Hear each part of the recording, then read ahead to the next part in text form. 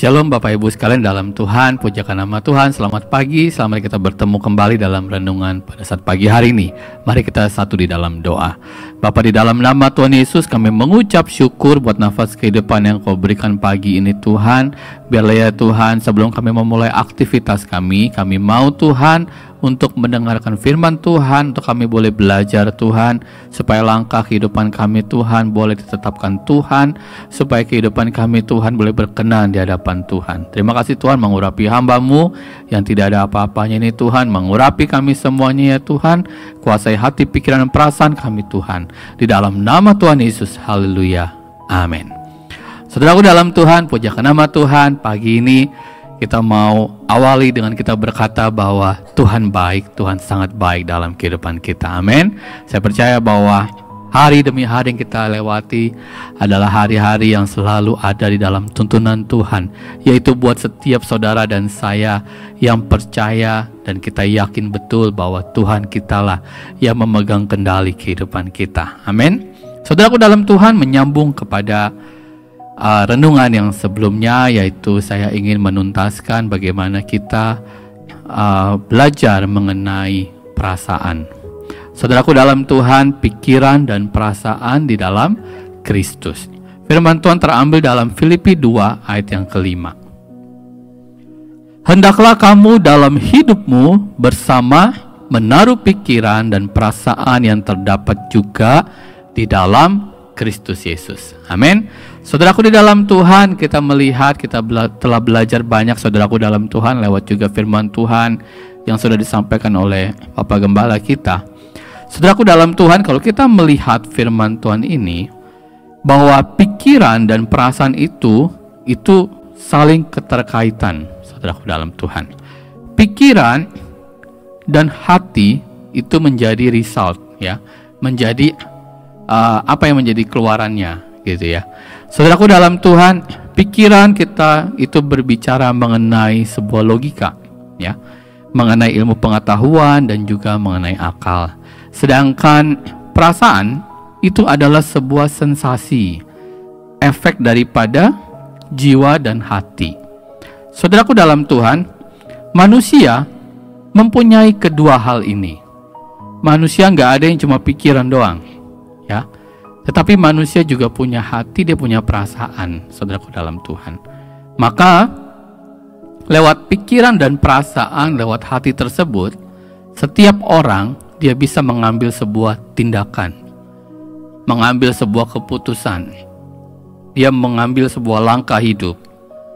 Bahkan itu menentukan tingkat keimanan kita di hadapan Tuhan. Saudaraku dalam Tuhan, firman Tuhan berkata bahwa hati dan pikiran ini harus terdapat di dalam Kristus Yesus. Artinya bahwa pikiran kita, hati kita, perasaan kita haruslah sejalan dengan Tuhan Yesus. Kenapa saudaraku dalam Tuhan? Supaya kita tidak mudah diombang-ambingkan dengan berbagai situasi yang menghadang kehidupan kita. Ada banyak anak Tuhan, dia hanya punya pikiran, dia punya perasaan, tetapi tidak menaruhnya seperti perasaan yang terdapat dalam Kristus Yesus. Akibatnya apa saudaraku dalam Tuhan?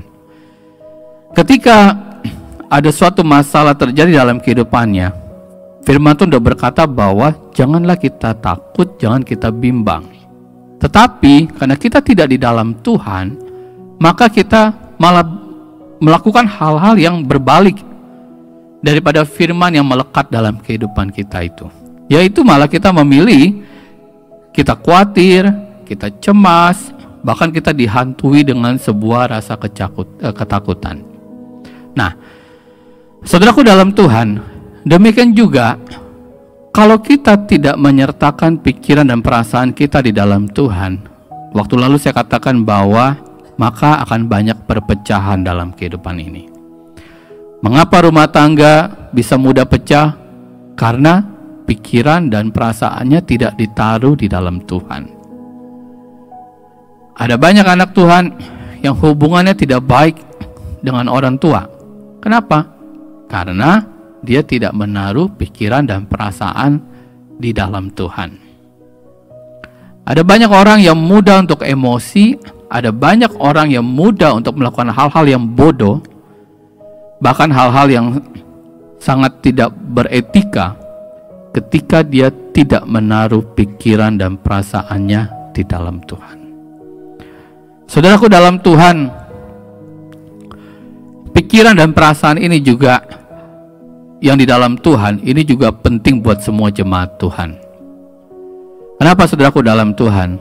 Ada banyak perpecahan di gereja Tuhan ya, di sebuah komunitas gereja, karena hati dan pikirannya tidak melekat kepada Tuhan. Sehingga apa? Dengan berbagai perbedaan yang ada, karakter yang berbeda, dengan kehidupan yang berbeda, dengan sifat yang berbeda, dengan tingkah laku yang berbeda, mereka tidak mempunyai rasa untuk mendalami arti kasih sesungguhnya itu di dalam Tuhan. Saudaraku dalam Tuhan, hati dan pikiran ini ternyata sangat penting dalam kehidupan kita, yaitu untuk mengolah perasaan kita. Supaya kehidupan kita benar-benar, kita harus tahu bahwa kalau kita nggak bisa kuasai hati dan pikiran ini dalam Tuhan, maka saudaraku dalam Tuhan, dampaknya adalah mau berapa lama pun saudara beribadah kepada Tuhan, saudara itu cuma hanya sekedar lalu aja dalam kehidupan saudara. Karena ketika ada hal sesuatu yang celah buat iblis buat masuk dalam pikiran saudara, dalam hati saudara, saudara kita bisa melihat ya. Saudara jangan kaget melihat ada anak Tuhan yang udah banyak udah lama bergereja, tapi ketika ada masalah terjadi di gereja pun dia bisa berkata yang tidak senonoh. Dia bisa berkata, bertingkah laku yang tidak sepantasnya. Kenapa? Karena hidupnya bukan di dalam Yesus. Hati dan pikirannya itu melekat bukan kepada Yesus. Sehingga apa? Dikuasai oleh iblis. Nah, mari kita jadi anak Tuhan mulai hari ini. Kalau saudara ada perpecahan yang mulai mengintip-ngintip kehidupan saudara, baik dalam kehidupan rumah tangga, dalam pergaulan sekolah, di dalam pekerjaan kita, bahkan di tengah-tengah komunitas kita bergereja, saya mau katakan bahwa lekatkan hati dan pikiranmu, perasaanmu hanyalah di dalam Kristus Yesus. Maka saya percaya bahwa hidup saudara akan selalu dipenuhi dengan kasih Tuhan.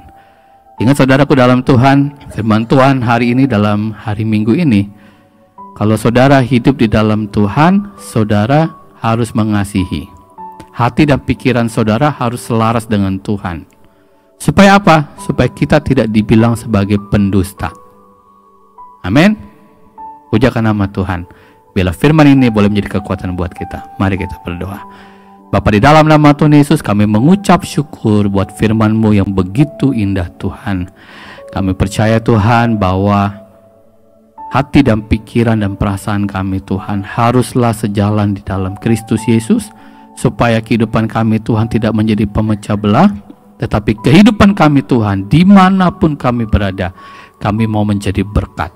Dan biarlah ya Tuhan firman ini boleh menjadi kekuatan buat kami, untuk kami melangkah maju bersama dengan Tuhan, hidup di dalam kemenangan, karena kami tahu Tuhan setiap orang yang mengasihi Engkau Tuhan, lewat hati dan pikirannya Tuhan, lewat perasaannya Tuhan, maka Engkau yang memimpin kehidupannya ya Tuhan, untuk selalu maju menerima kemenangan demi kemenangan dalam kehidupannya Tuhan. Memberkati usaha kami Tuhan, pekerjaan kami, memberkati gerejamu Tuhan, gembalamu Tuhan, memberkati jemaat Tuhan.